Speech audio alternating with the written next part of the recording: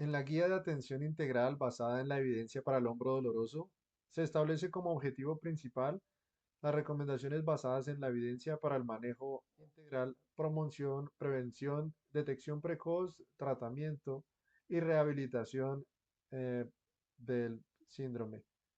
El síndrome está relacionado con factores de riesgo derivados de posturas forzadas y otros factores de riesgo como sobreuso o uso excesivo de un movimiento. El hombro doloroso es uno de los desórdenes musculoesqueléticos de miembros superiores relacionados con el trabajo, que comprenden un grupo heterogéneo de diagnósticos que incluyen alteraciones de músculos, tendones y síndromes de atrapamiento nervioso, alteraciones articulares y neurovasculares. Ellos pueden diferir en cuanto a la severidad y la evolución del cuadro. Las alteraciones más comunes de hombro doloroso relacionadas con el trabajo son la inflamación del manguito rotador, la tendinitis y la bursitis. En esta guía se evidencia la metodología utilizada o la metodología para utilizar la guía, asimismo la población usuaria, especialistas en salud que la van a aplicar y la población objeto, es decir, el personal trabajador que se encuentra en riesgo de sufrir síndrome de hombro doloroso. A continuación miraremos lo que nos ofrece la guía en los siguientes términos: la identificación de peligros y la evaluación de riesgos, la intervención para el control de los factores de riesgo, la vigilancia de la salud de los trabajadores, el diagnóstico, el tratamiento y la rehabilitación. Punto 2. Intervención para el control de los factores de riesgo. Aquí se establece lo siguiente. Debe haber un programa robusto de prevención primaria, secundaria y terciaria para el hombro doloroso. Esto que va a permitir identificar, evaluar y controlar los riesgos. También va a permitir generar un ambiente de trabajo y de vida saludable y tener una adecuada vigilancia de salud que permita intervenir aquellos casos que se presenten de manera temprana.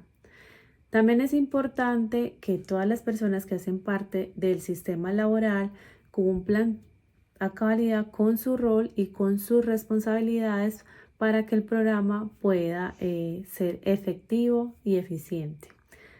Adicional a eso, tenemos que trabajar en las mejoras de procesos y revisitar esos puestos de trabajo para poder volverlos a diseñar y así establecer equipos o herramientas mecánicas que nos permitan disminuir la exposición a las cargas y de esa manera no tener que exponer tanto a estas personas a un esfuerzo físico. Hola, a continuación les contaré cuáles son los dos primeros pasos que debemos seguir según la guía. El primero es la identificación de los peligros y evaluación de los riesgos. Aquí debemos tener en cuenta tres aspectos. El primer aspecto es que debemos reconocer cuáles son esas características de los factores de riesgos. Entonces, aquí es importante tener en cuenta cuál es esa postura mantenida, hombro, codo, si hay que ejercer fuerza, hay que mirar si hay exposición a vibraciones, si de pronto existen movimientos repetitivos e inclusive determinar si hay factores psicosociales que actúen de forma combinada. Cuando ya tenemos esto en cuenta, podemos también pasar a un segundo aspecto que es definir cuál es esa estrategia de medición en el que yo utilizaré para identificar mis riesgos y evaluar los peligros. Aquí podríamos estar mencionando algunas de ellas como son el autorreporte, la inspección estructurada, las listas de chequeo en donde evaluamos las condiciones de trabajo, lo que son los reportes confort-disconfort de la actividad y las encuestas de morbilidad sentida. Cuando ya tenemos todo esto, podemos definir así cuáles son los riesgos a los que estamos expuestos y evaluar de esa manera condiciones ambientales, condiciones físicas, condiciones organizacionales y psicosociales alrededor de estos. Hola, a continuación les contaré cuáles son los dos primeros pasos que debemos seguir según la guía. El primero es la identificación de los peligros y evaluación de los riesgos. Aquí debemos tener en cuenta tres aspectos. El primer aspecto es que debemos reconocer cuáles son esas características de los factores de riesgos. Entonces, aquí es importante tener en cuenta cuál es esa postura mantenida, hombro, codo, si hay que ejercer fuerza, hay que mirar si hay exposición a vibraciones, si de pronto existen movimientos repetitivos e inclusive determinar si hay factores psicosociales que actúen de forma combinada. Cuando ya tenemos esto en cuenta, podemos también pasar. Vamos a revisar el tercer y cuarto punto de la guía. El tercer punto habla de la vigilancia de los trabajadores. ¿Cuáles son esos trabajadores que van a entrar dentro de nuestra vigilancia? Por un lado, aquellos trabajadores que por sus actividades laborales tienen un mayor riesgo frente al hombro doloroso. ¿Cuáles son esos factores de riesgo? Movimientos repetitivos, posturas prolongadas o demanda de fuerza.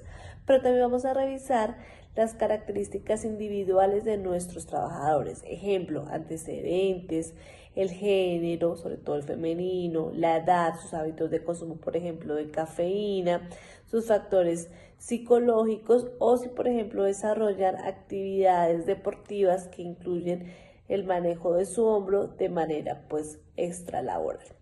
A través de la aplicación de encuestas de movilidad sentida al segmento específico, en este caso el hombro, podemos detectar posibles casos que pueden llegar a ser pues de sintomatología de hombro doloroso y lo vamos a articular con nuestros exámenes médicos, ya sea de ingreso, periódicos, de postincapacidad o de reintegro, donde podemos hacerle seguimiento a la patología de nuestros trabajadores.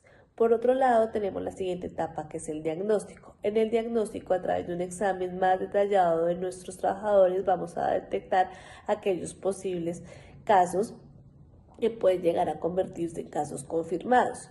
Lo primero que debemos es descartar que no correspondan a signos rojos, que ya sean por patologías de base, por una fractura que ponga en riesgo la integridad del trabajador. Si lo descartamos, vamos a mirar qué tipo de hombro doloroso está sufriendo el trabajador.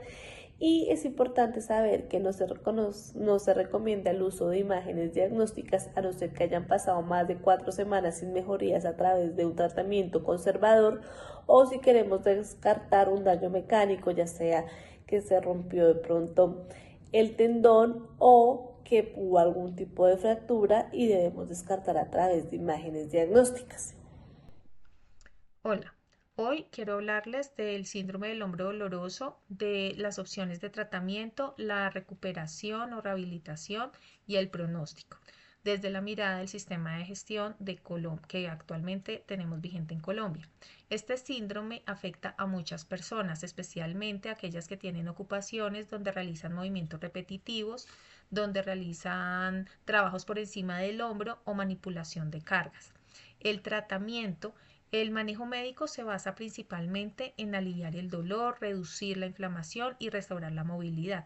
El tratamiento que incluye reposo relativo evitando actividades que agraven el dolor, uso de antiinflamatorios no asteroides bajo la indicación médica, aplicación y terapia física local con compresas calientes, ultrasonidos y estimulación eléctrica.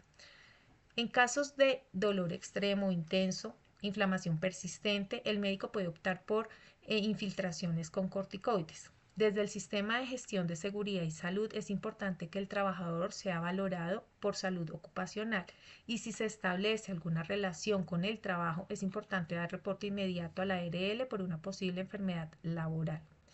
La rehabilitación. La rehabilitación es el pilar fundamental de la recuperación. Este incluye ejercicios de movilidad pasiva y activa que deben iniciarse en cuanto el dolor lo permita, fortalecimiento progresivo del manguito rotador y otros músculos estabilizadores de la zona del hombro. Técnicas de reeducación postural y adaptación ergonómica del puesto de trabajo. Es fundamental la orientación por parte del fisioterapeuta junto con el monitoreo constante de salud ocupacional cuando sea necesaria la reubicación temporal.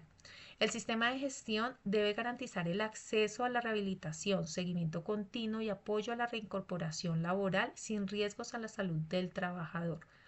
El pronóstico. El pronóstico del hombro doloroso es favorable en la mayoría de los casos si se diagnostica y trata de manera oportuna.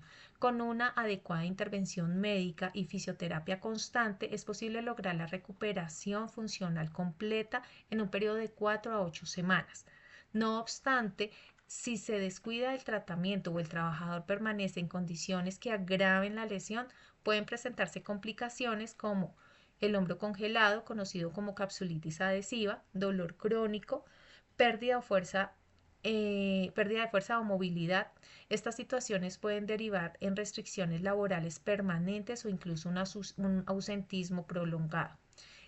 Finalmente, Como conclusión, el síndrome de hombro doloroso puede ser tratado y superado si se actúa a tiempo, desde una estrategia integral que incluya una atención médica, rehabilitación, seguimiento y adaptación del trabajo. Desde seguridad y salud es fundamental priorizar la salud musculoesquelética, previniendo lesiones y garantizando las condiciones seguras, laborales y saludables para nuestros trabajadores. Gracias.